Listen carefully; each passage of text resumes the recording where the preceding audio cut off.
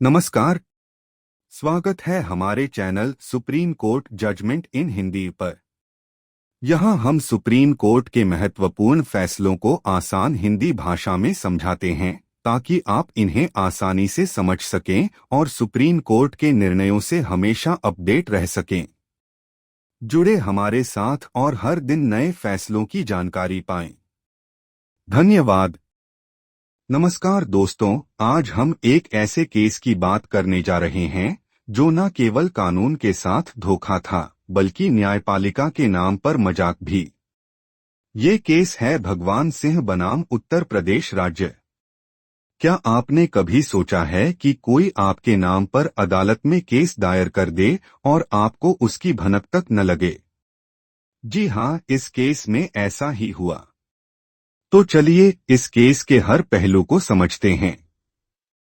पूरा वीडियो देखिए क्योंकि ये आपके लिए भी एक सीख है कि कानून का गलत इस्तेमाल कैसे रोका जा सकता है।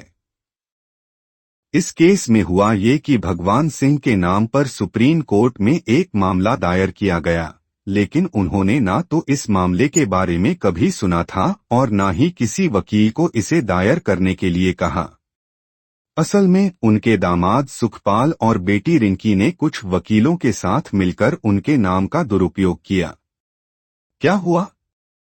फर्जी वकालतनामा तैयार किए गए, झूठे हलफनामे एफिडेविट्स जमा किए गए और सुप्रीम कोर्ट जैसे प्रतिष्ठित न्यायालय को गुमराह किया गया।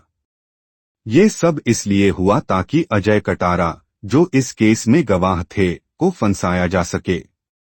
दोस्तों, ये वही अजय कटारा हैं जिन्होंने नीतीश कटारा मर्डर केस में सच बोलकर अपराधियों को जेल भिजवाया था। अब समझिए ये मामला कितना गंभीर है। अब बात करते हैं इस मामले के आरोपों की। आरोप लगे धोखाधड़ी, फ्रॉड और फर्जी दस्तावेज बनाने के। भारतीय दंड संहिता आईपीसी की विभिन्न धाराएं लागू की गईं, जैसे 420 धोखाधड़ी, 467 फर्जी दस्तावेज तैयार करना और 468 धोखाधड़ी के इरादे से फर्जी दस्तावेज। इसके अलावा नोटरी अधिनियम 1952 के तहत भी कार्रवाई होनी है, क्योंकि फर्जी हलफनामों पर नोटरी की मुहर लगी थी।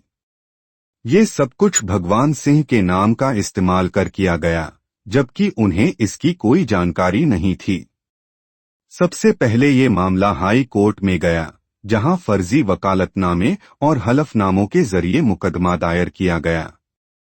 हाई कोर्ट ने इन कागजों को देखते हुए केस खारिज कर दिया। फिर इस मामले को सुप्रीम कोर्ट में लाया गया। सुप्रीम कोर्ट ने केस की गहराई से जांच की। अदालत ने पाया कि भगवान सिंह ने कभी कोई वकील नियुक्त नहीं किया। उनके नाम पर दायर वकालतनामा और हल्फनामा पूरी तरह फर्जी थे। सुखपाल और रिंकी ने वकीलों के साथ मिलकर ये साजिश रची थी। दोस्तों, इस मामले में कई वकील, यहां तक कि एक नोटरी भी शामिल थे। न्यायपालिका के लिए यह एक बड़ा झटका था। सुप्रीम कोर्ट ने इस मामले को बहुत गंभीरता से लिया। अदालत ने कहा कि न्यायपालिका के साथ धोखाधड़ी करने वालों को बख्शा नहीं जाएगा। कोर्ट ने इस मामले की जांच के लिए सीबीआई को आदेश दिया। सीबीआई को सभी आरोपियों और इसमें शामिल वकीलों के खिलाफ कार्रवाई करने के निर्देश दिए गए। इसके अलावा कोर्ट ने वकीलों को उनके पेशेवर कर्तव्यों की याद दिलाई।